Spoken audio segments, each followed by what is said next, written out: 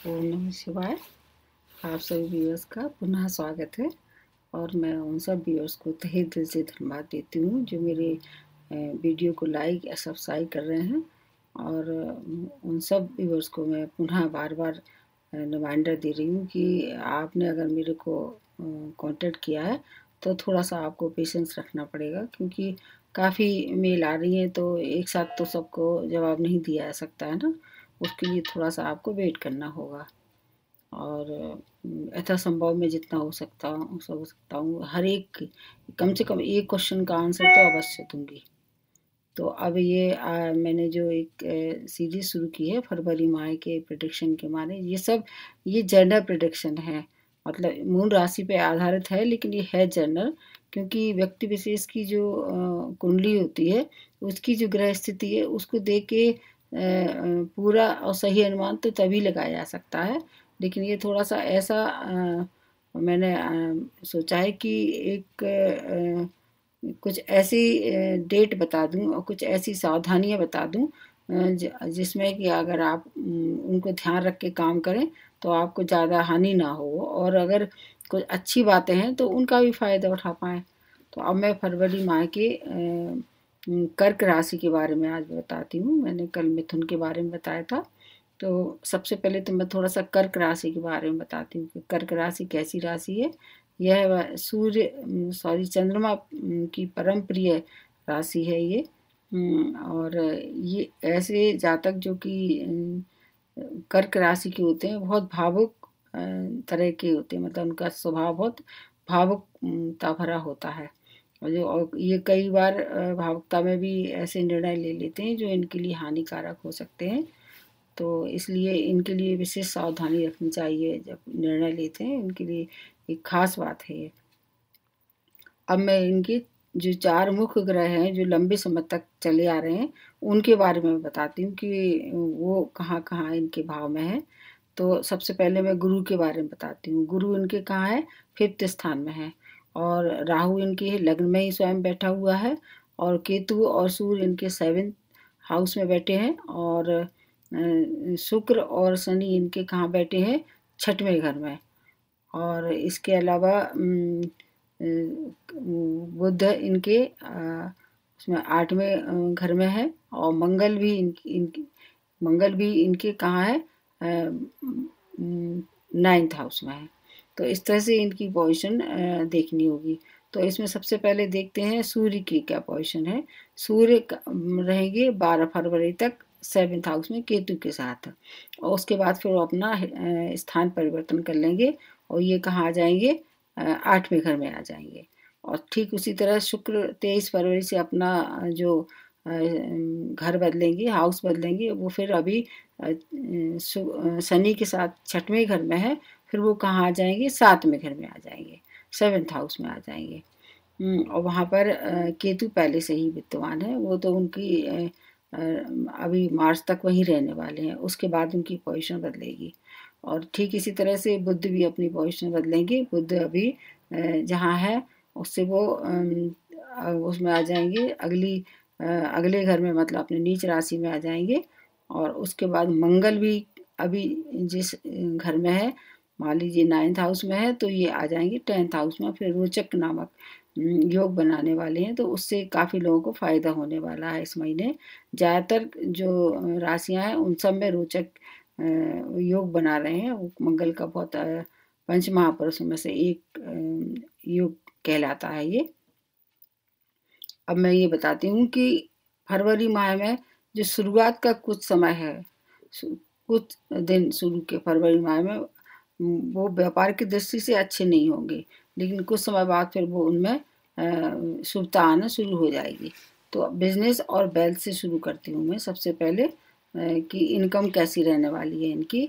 इनकी इनकम अचानक इनकम में वृद्धि होगी, और एक से ज़्यादा मतलब सोर्स ऑफ इनकम बनने की संभावना दिख रही है, क्योंकि बुध अच्छी पोजीशन में हो जाए अभी हैं।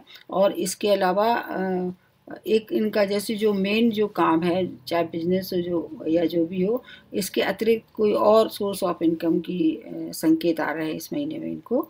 और आत्मविश्वास इनका जो है वो बहुत बढ़ा हुआ रहेगा, और लेकिन बस इतनी सावधानी रखना है कि अगर पैसे आपके पास आते हैं तो किसी को भी उधार नहीं देना है। उधार देने वाली रिस्क नहीं लेना है, नहीं तो वो आपको वापस नहीं मिलने वाले हैं।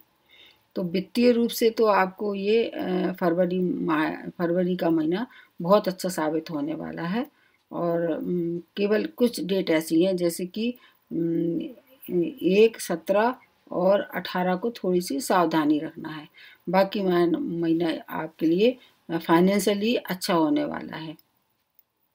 अब मैं दूसरा और विषय लेती हूँ इसी का, शिक्षा के लिए।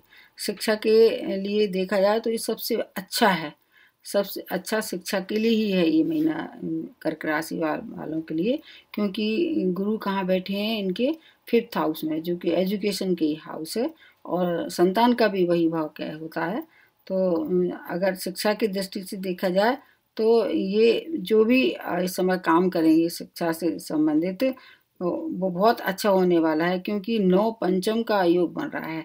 मतलब जो गुरु का जो अपना इस समय देखा जाए तो जो 12वां का अंक लिखा है वो कहाँ है, इनके भाग स्थान में, और ये बैठे कहाँ है, शिक्षा स्थान में। तो 9 पंचम का योग जब बनता है तो परिस्थितियाँ बहुत अच्छी हो जाती हैं। इस कंडीशन में क्या होगा कि जो भी इनकी प्रतियोगिता वगैरह इन्होंने पहले से एग्ज़ाम दिए हैं उनमें अच्छे नतीजे आने वाले होंगे, अच्छे मतलब रिजल्ट आएंगे, उसमें सफलता मिलेगी। ये मतलब इनके लिए बहुत शुभकारी कंडीशन बन रही है। अगर कोई विदेश जाने की अगर इनकी पहले से चली आ रही है प्लानिंग, तो उसमें इसमें इनको कोशिश करना चाहिए, उसमें सफलता मिलने की पूरी संभावना है। और एजुकेशन से रिलेटेड कोई भी आप निर्णय ले सकते हैं इस महीने, कोई बड़ा निर्णय भी आप ले सकते हैं, वो आपके लिए आगे बहुत फ्रूटफुल रहेगा, मतलब फलदायक रहने वाला है। तो इस तरह से शिक्षा के लिए सबसे अच्छा ये महीना इनके लिए है। अब जॉब और प्रोफेशन के लिए, क्योंकि इस समय जॉब में तो कोई इनकी परेशानी नहीं है, लेकिन चूंकि इनका जो सेकंड भाव है वो सूर्य का है और सूर्य इस समय मकर राशि में है, तो ये इस तरह के संकेत आ रहे हैं कि ये किसी से कड़वा बोल सकते हैं जॉब में, खासतौर से अपने बॉस से। तो उन्हें अपने बॉस से कड़वा नहीं बोलना है, उनसे पंगा नहीं लेना है, और जहाँ तक हो सके किसी से भी कड़वी वाणी का प्रयोग नहीं करना है, नहीं तो फिर इनको परेशानी हो सकती है। केवल अपनी वाणी की वजह से उस पर नियंत्रण रखना होगा। लेकिन फिर भी इनका कोई ज़्यादा हानि नहीं होगी, क्योंकि मंगल कहाँ बैठा हुआ, इनके 10वें हाउस में, वो प्रोफेशन का हाउस है। तो थोड़ी बहुत नोक झोंक के साथ या थोड़ी बहुत बातचीत के बाद सुलह समझौता हो जाएगा, लेकिन कोशिश करना चाहिए कि किसी से कड़वा नहीं बोले। अब मैं कुछ ऐसी डेट बताती हूँ इनको जॉब को लेके, जैसे 11, 12, 26, ये इनके लिए कुछ अच्छी न्यूज़ लेके आने वाली हैं। इन आप थोड़ा सा ध्यान रखिए कि ये डेट आपके लिए थोड़ी अच्छी रहे, जिससे कि हर बात का ध्यान रखते हुए आगे बढ़ना है। अब उसके बाद आ जाते हैं फैमिली लाइफ और मैरिज। तो फैमिली में जैसे सूर्य केतु इनके 7th हाउस में है, तो ये निश्चित रूप से कुछ न कुछ परेशानी देने वाले होंगे अपने, खासतौर से स्पाउस के लिए, या मतलब जो और इस तरह से संबंध है जो 7th हाउस से संबंध रखते हैं, उनमें थोड़ी सी परेशानी हो सकती है, और अचानक कोई तेज वाद विवाद हो सकता है, उससे अपन को बचना है।